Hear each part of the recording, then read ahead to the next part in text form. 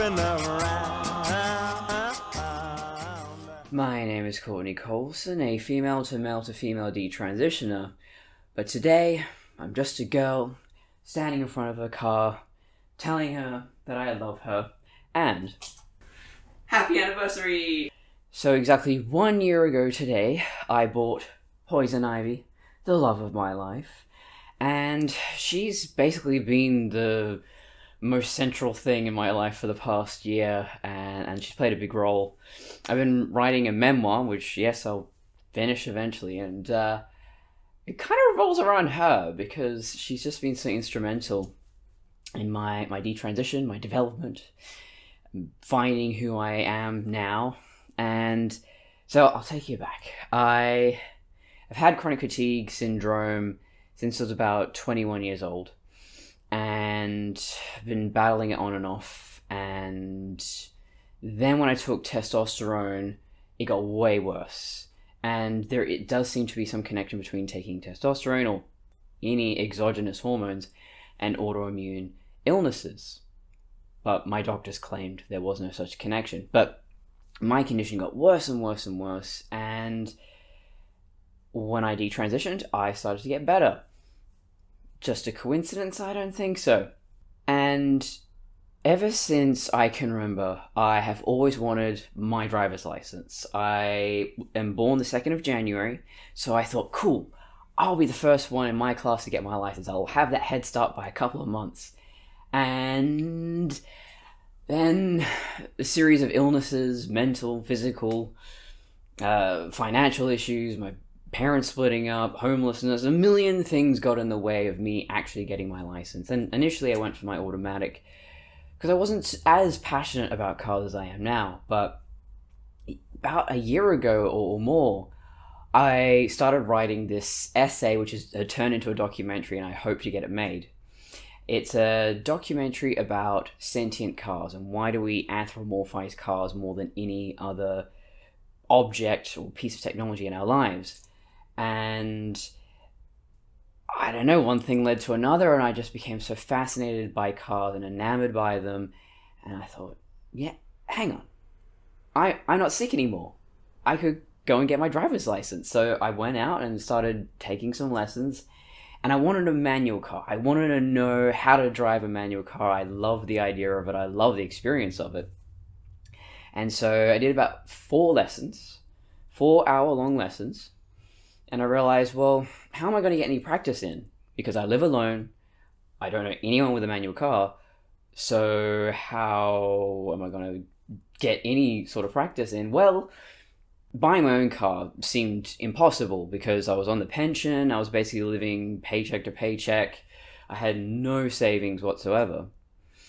And then I called up the Australian Tax Office, the ATO, for a completely unrelated matter.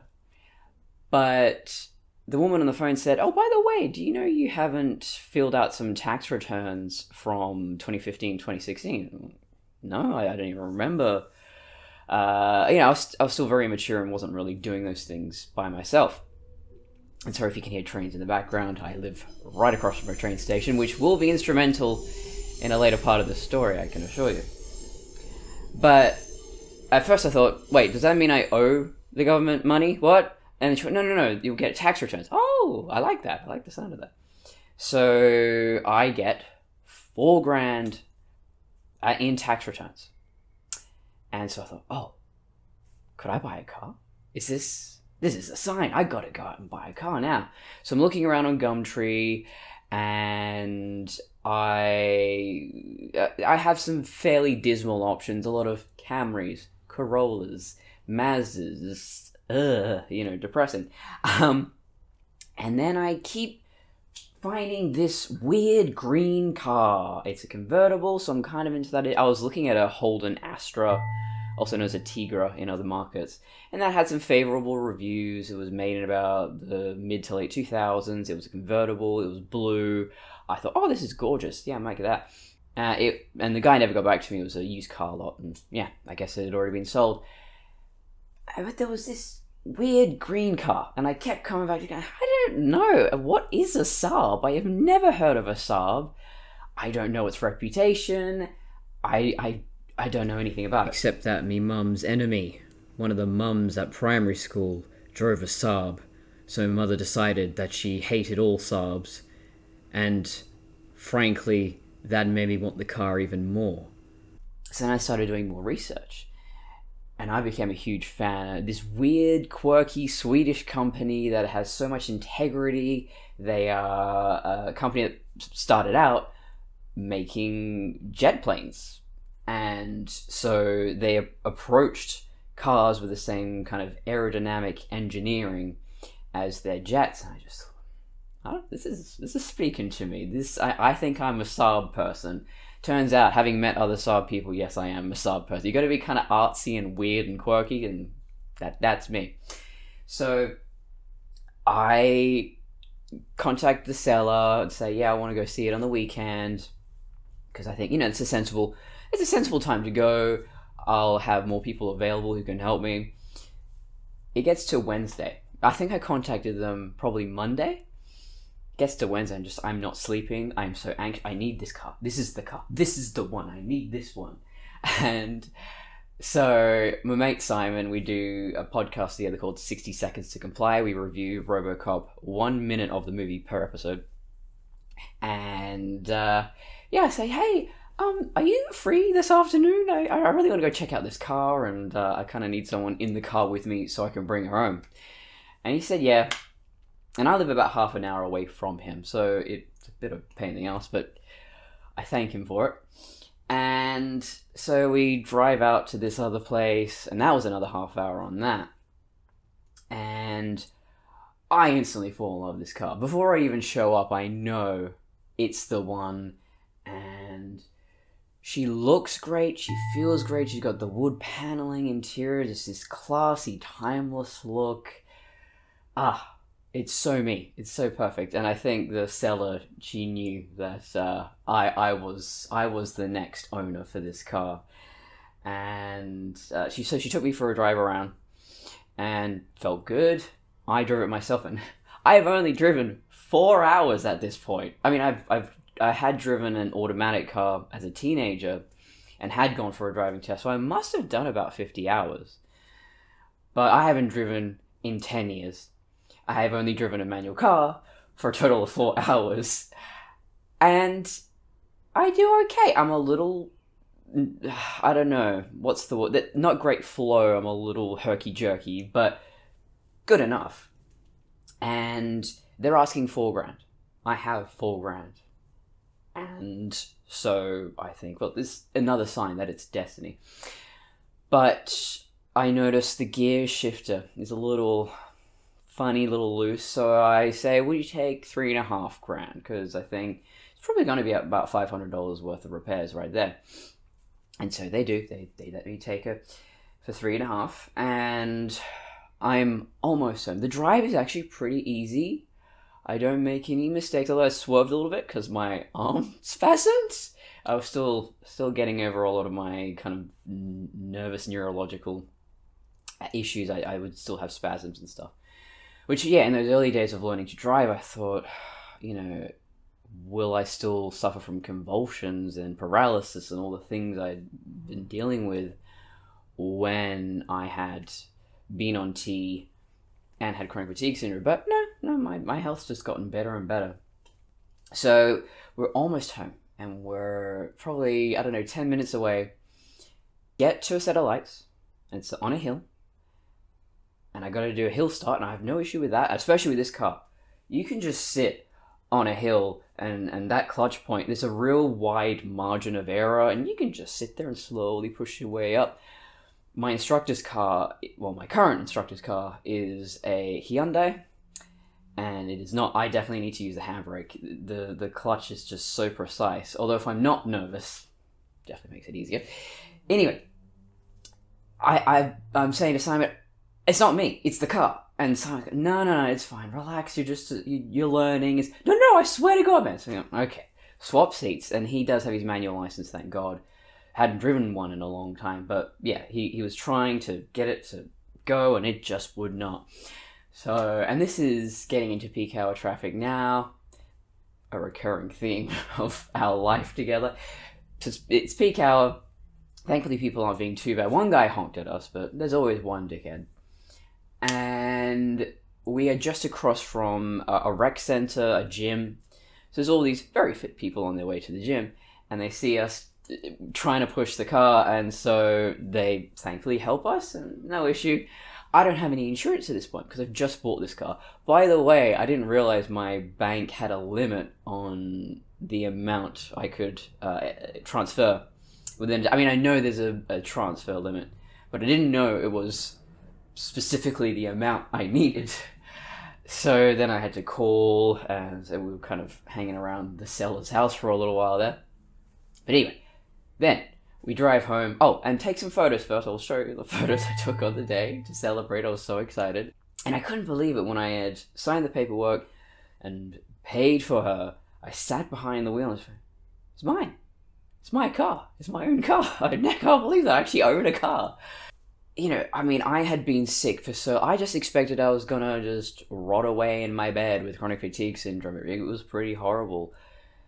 But here I was, with a car of my own. I couldn't believe it.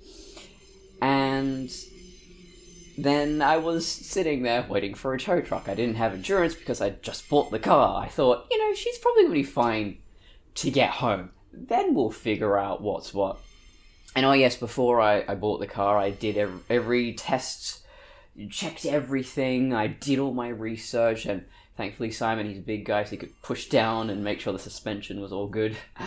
And yeah, it was, I guess it was a shit show, but just sitting in the tow truck going, oh, this is fun, I like being in a truck. What's it like being a tow truck driver? I was still kind of riding this high. And then I went with Budget Direct because they're the cheapest insurers. And then they suggested that I take Ivy to Swedish Auto Repairs. And I'm going to name and shame here because they were shit. I'll just show you. This is what they did to my car. Yeah, so they did complete service and all of that and put a new filter on, although apparently the filter's not the best one. I should replace that. But, you know, I think it was ended up being about $2,500 to do the entire service. Okay. $600 of that was the shifter. And I wish to God I could get a refund on it because I've completely replaced it now. It was a botched job to begin with. So problem number one was this little plastic linkage. Here's a photo over here. And it's a common problem. It's so weak, it's plastic, it snaps, and these are old cars, so of course they're frail. So that was something that had to be replaced again and again and again, and I don't think we'll need to do it ever again from now on. We'll get to that later. But the other issue was that the fifth reverse gate sleeve was broken. Another little plastic bit, but it's light and plastic for a reason. I've learned that now. And mechanics should know that, especially ones who specialize in Swedish cars like a SAAB. And that's another thing. One of the apprentices who dropped me at the train station after I had left Ivy there, he said, why would you buy a SAAB? SAABs are shit. You could buy this, that, and the other for the same price. And I've left my car with you. Oh, God. So that wasn't filling me with confidence. So they order a new shifter. And it takes months to get there. By the time it arrives, they realize, oh, the gate sleeve is busted on this one as well. So what do? You could send it back, get a refund. No, they tried to fix it. And this was the result. I mean, all those dots on it was from the burglar. Oh yeah, there's a burglary. What the fuck? And they said, oh yeah, this would be really indestructible, last forever. And I mean, it did, but it also severely compromised the functionality of that part of the car. It was really hard to pull it into reverse, and to pull the key out of a SAAB, you have to pull it into reverse, so there's a lot of jiggling. So I took it, and I just went, okay. I mean, I was super inexperienced. I didn't have anyone around me who was more experienced. I don't have a dad. I don't have anyone who's really a car person, so, and I'm a woman, and my mum came with me, my friend Sabrina, came with me. We're women, so again, there is that kind of, want to say sexist, but there is a bias, this is assumption. We don't know what we're talking about, and we can be suckered into whatever they tell us it needs to be done. So yeah, I felt pretty powerless there. And she was fine after that. We did a lot of driving practice. Oh, the other thing though, couldn't go over 75 kilometers an hour, and the mechanic said, yeah, you probably shouldn't. It gets really, there's a lot of vibration. I said, okay, well, if that's an issue, shouldn't you do something? Oh, it's not dangerous, but, you know, they obviously didn't want to work with me anymore. They had actually fired the guy who was working on my car and built the gate sleeve bullshit, so I have no idea what was going on. There's a high turnover rate of employees. I don't know. So I just took my car and ran and went, okay, I'm not dealing with them anymore. And then it came time to do my driving test. This is actually my second one. So the first one I didn't actually get to do because I had a friend who helped me get Ivy there. I show up, I sit there for about an hour because that was the only time my friend was available to take me. And they say, oh, you haven't done a hazard perception test. A what? My first driving instructor did not bother to tell me, and I call him there, and I am so furious, and I just say, why didn't you tell me? Why didn't you make sure that I was properly prepared for this test that I've paid for now and I can't do? And he went, oh yeah, sorry, I thought you already knew. That I hate that sentence more than anyone who says, oh, but I thought you already knew. You are an asshole. You could have told... I would rather be told several times a thing I already know than to not be told at all a thing I really needed to know. What is the harm in telling someone something? Even if they already know, oh, already know, thanks, I appreciate it. What's the worst that can happen? Is someone going to snap at you? Oh, I already knew that, you know? Well, if someone acts like that, that's on them. But no, please tell me. Even if I already know, make sure I know. So I dropped him. I didn't use him as a driving instructor anymore. I mean, he was a nice guy, but it's just after... I felt so betrayed. Because I thought we were mates, and I thought he had my best interest at heart. And thankfully, they allowed me to reschedule. So, my former housemate helps me get there that morning on his way to work. And the linkage snaps. Again. So, thankfully, I've got insurance now, so they tow her. We go to Keith McCracken. Keith McCracken is the place to go if you have a SAAB in Perth. That's the place. But I was just so devastated, and you can't even call the Department of Transport at that hour. So I had a booking before the actual centre opens, and they do driving tests before that, for whatever reason. So I couldn't even say, hey, I'm going to be late, or I'm not going to be able to do it. So, yeah, I wait around ages, my mate goes to work, I get myself home. But yeah, the Department of Transport says, yeah, no worries, we understand that you weren't able to attend for reasons outside of your control. So I booked again, but this time I used a different instructor. I used their car because apparently if you have any sort of mechanical failure during the test and it's your instructor's car, I get a refund, whereas if anything happened to Ivy, not so much. Although now I do have more faith in her because she's had so many repairs. So, cut ahead to February of this year, and ironically, I'm out of the house doing a driving lesson. I'm out of the house maybe 3 hours max. And I had told my landlords, there's just a glass sliding door leading to my bedroom. There is absolutely nothing to prevent someone from just hopping the fence and smashing that. So could we put a security screen out? I'd already had a guy perch himself on the fence. He was dressed like a ninja. It was the middle of the night. I was woken up and I went, that does not sound like a cat jumping the fence. So I look out there and there's this guy fucking Batmaning it, gargoyling it up there. And I didn't even say anything, but he just sees me and he runs away. Call the police. They obviously don't find the guy. So that's when I become really concerned about the safety of this place. And I love this place. Otherwise, I love my neighbors. The location's great. It's so close. I get to work in about 25 minutes. I take a train, 2 stops, and then I cycle for about 10 minutes at sunrise. How beautiful. Could you ask for anything better? So they have a guy come out, do a measuring quote, and then nothing happens for a long time. And that day, I had actually, the door there, there's the door handle lock, and then there's the deadbolt on top. And I never really bothered with the deadbolt. I don't know, I just didn't even think about it, I suppose. And especially that day, I just thought, it's the middle of the day. It's a work day.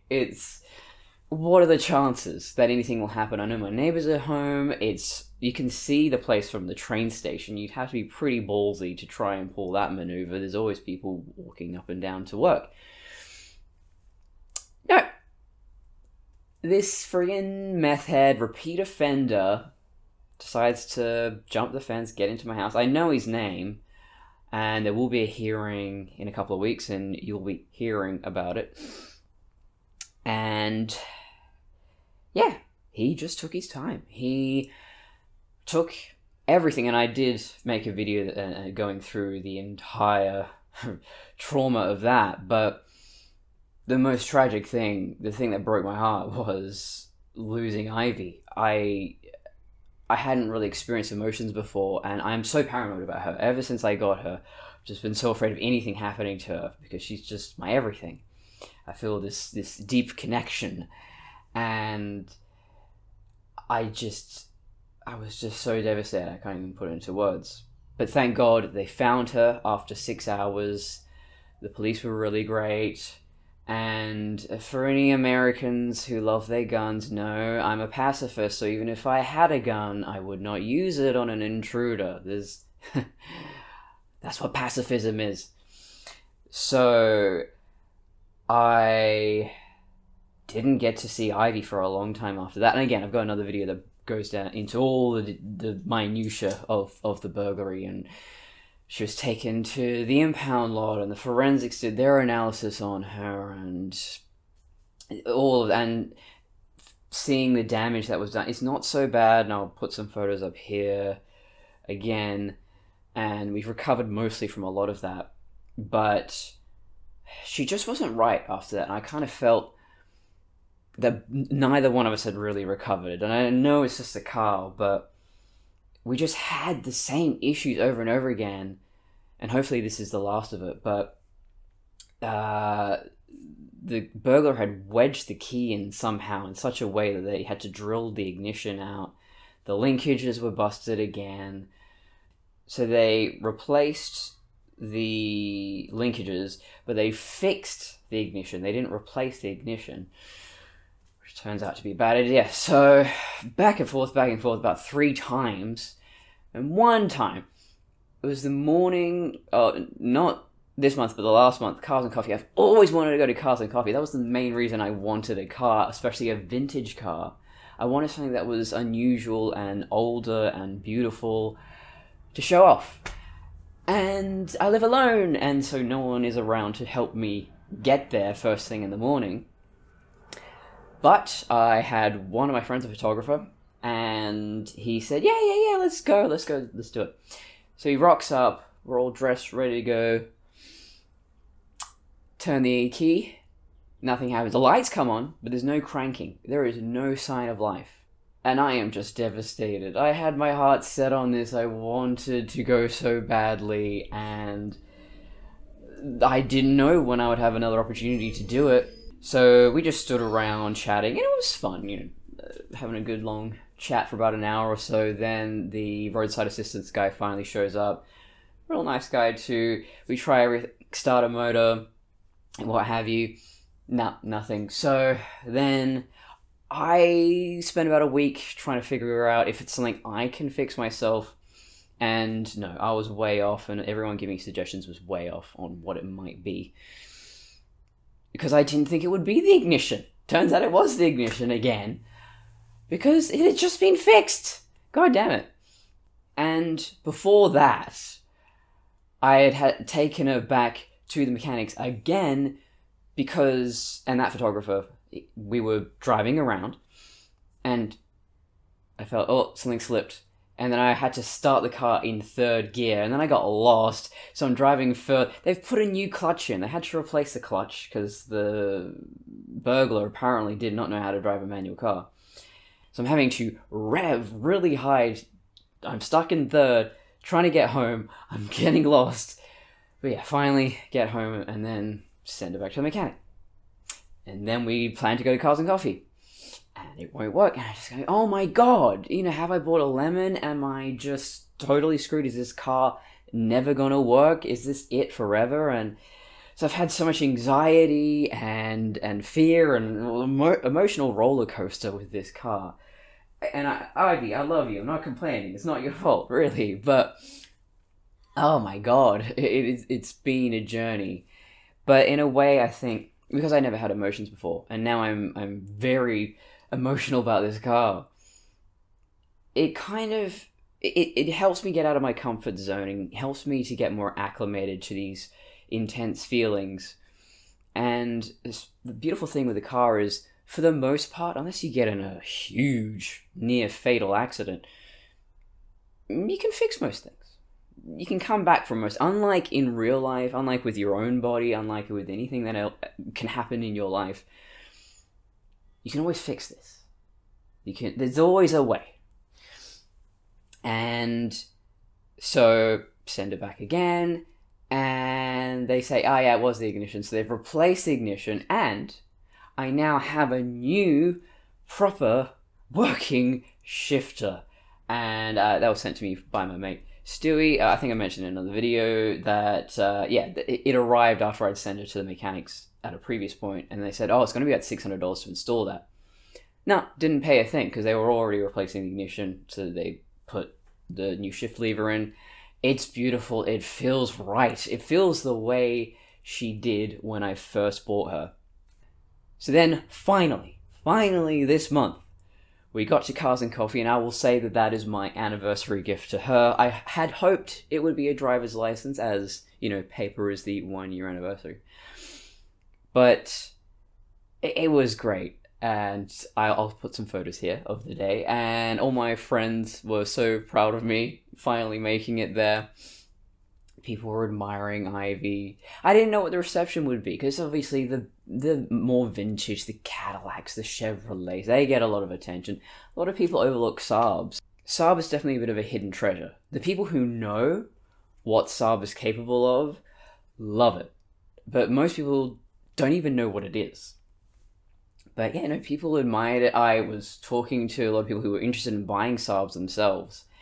And they all said, it's clear that you love this car. Yeah, we're a dynamic duo. We are the green queens. We're team green all the way. And I mean, my favorite color is green, so obviously it was Destiny. But the very next day, my mate Tim, who took me there, we met on Gumtree as well. I bought a sewing machine from him, a little Pinocchio, the Pinnock. I'll put a photo there. Again, green. I have a thing for green.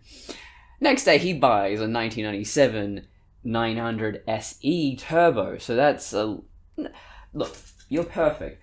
But it is mechanically a little better. A turbo would be nice, but you can't have it all. And you do have most things. So... yeah, that was such a fantastic day, and I just felt so complete. Dream come true. And again, thinking about where I was even a year ago, I had started detransitioning, but I wasn't working, I wasn't back out in the world again. I was still shaking off my old life and my old identity as Connor and all that. I think Ivy has been so instrumental in making me the person I am now, and even through all the trauma and the stress and all of that, I think, whatever doesn't kill you makes you stronger, and it's definitely built character and built my confidence. And hopefully one day I'll have the confidence enough to actually freaking pass my driving test. They don't really let you use a vintage car, and it's probably not really sensible for me to do it, so I'm going to try and do it with a Hyundai, and my next test is August, so wish me luck. This thing is number 6. Well, I've probably done nearly 10 if you include the ones I didn't actually get to do, but yeah, overall, it's probably 8, but I've only done 5, actually taken the tests. And I mean, at least the tests, I'm going a little longer. Normally, if you totally fuck up, they'll just stop the test in about 5 minutes or so. So, at least I'm getting through the test, mostly. And I've talked about this in other videos, but yeah, I took beta blockers to see if that would help, and I wasn't nervous anymore, but then I was just like so indifferent and really slow reactions, and so yeah, wasn't really for me. I guess medication affects everyone differently, but yeah, it's just driving with the top down in this car is what I live for, and so there's few times I get to do that with a supervisor, a chaperone, if you will. But, I wanted to be a mechanic, and I still want to, but I just don't know where that's going to fit in my life, because I've got a really great job as a furniture upholsterer. Yes, they gave me the job back. Long story, they had me there and they fired me, and weird politics there, so how long I'll be there, who can say? But so I did apply to do just a general mechanics course, but then I got the job, and then when I got the offer to go to TAFE to study the mechanics course, I ended up turning it down. I applied again, this time to an automotive electrical course, when I was fired. And then they gave me my job back, so by the time I got the response from TAFE, which they declined anyway, I would have had to turn it down again, I think. It's that catch-22 of, well, if I was an automotive electrician, I would have the skills that I really desire. I'd be doing something I love that pays really, really well. But I'd have to go without work and much of an income until that point, so it's really difficult. So I don't really know where I want to go from here. I think there's a lot you can teach yourself, and I do have a lot of car friends who are willing to help me out, and they've already helped me a lot with replacing the goddamn stereo, which was a nightmare because it was installed by an absolute numpty, this friggin' aftermarket piece of crap. And just fixing little things here and there and doing modifications, putting the gold on the grill and all of that. And I really enjoy detailing it. She's just recently had a proper wax. She's nice and shiny, liquidy smooth. But I really would love to work in the automotive industry long term, but I just realized, slow down, enjoy where you are in the moment, because you never know how long that'll last. I have this perfect job, I start at 7, I'm a morning person. I start at 7, I finish at 1, and then I'm home by lunchtime, and then I have time to work on videos or podcasts or any of my other creative things, and I'm not wearing myself out. I'm still on the disability pension, thank God, because I cannot work full time. I'm actually home today because, I feel fine now, but this morning I felt so ill. I woke up in the night super nauseous. I thought I was going to throw up. Bad stomach cramps. I don't know what I ate or what it was, but it seems to have passed now. But, I'm always going to be prone to illness. I'm probably going to miss a lot of days of work. So now that I'm on a pension and working 6 days a week, that's the best of both worlds. If I miss some time or am unable to do 8-hour shifts, I get compensated for that. So things are perfect right now. And as I was detransitioning, had the hormones going, I thought, I really want a girlfriend, and I really want a baby, and I was so focused on what I didn't have and may never have, and I wasn't focusing on what I had. And what I do have is a fucking sweet car. And that's really all I need right now. She is my whole world. And I'm especially aware of that now after having nearly lost her. I treasure her more than anything. And so, yeah, I'm just gonna teach myself as much as I can, and there's always going to be mechanical issues that I won't be able to deal with myself. Thank God I have a good mechanic, and once I have my license, it won't be so difficult to manage. So, that is a year with Poison Ivy, the most dramatic car since Christine. See you, Space Cowboy.